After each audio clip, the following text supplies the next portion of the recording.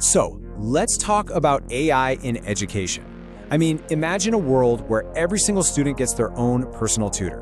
One that's available 24/7 and can adapt to exactly how they learn. That's the big promise, right? But as we're about to find out, getting there isn't exactly a walk in the park.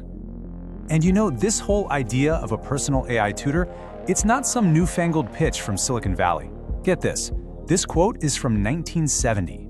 A computer pioneer named Patrick Sapez was dreaming this up more than 50 years ago. And today, well, that dream is closer than it has ever been. Okay, so here's how we're going to break this down. First, we'll look at that big digital promise. Then, we'll dive into what an AI-powered classroom actually looks like and what's happening on college campuses. After that, we got to talk about the rules of engagement. You know, how to do this responsibly. And we'll wrap up with what might be the most important part of this whole equation, the human in the loop. All right, let's start with part one, the new digital promise. This is all about fulfilling that decades-old dream. So for decades, right, personalized learning has been the holy grail. But the problem was always, how do you do it at scale?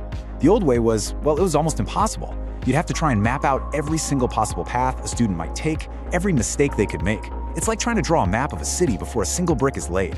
But AI completely changes the game. It just looks at the student's data in real time and creates those paths on the fly.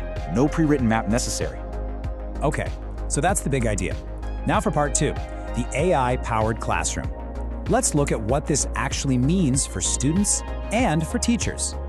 So on the one hand, you have the student side of things. For them, AI is like that personal tutor we were talking about, something that can adjust the content to their pace and their style.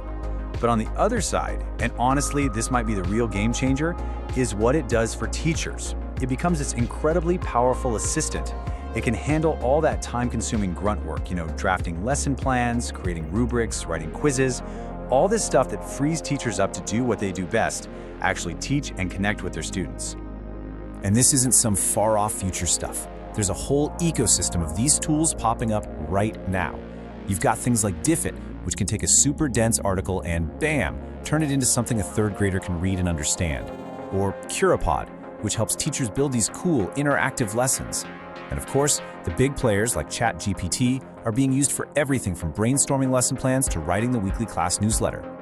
And when you talk to educators who are actually using this stuff, what does it all boil down to? Time. It gives them back their most precious, non-renewable resource, time. And that's time they can then pour back into building relationships with students, something no piece of tech could ever replace. But there's always a but, right? Here's the reality check. For all this amazing potential, adoption is a real hurdle. And what's super interesting here is that the biggest barrier isn't that teachers are skeptical or don't want to use it. A recent survey found that more than half of teachers who aren't using these tools, it's just because they don't know how. It's a knowledge gap, plain and simple.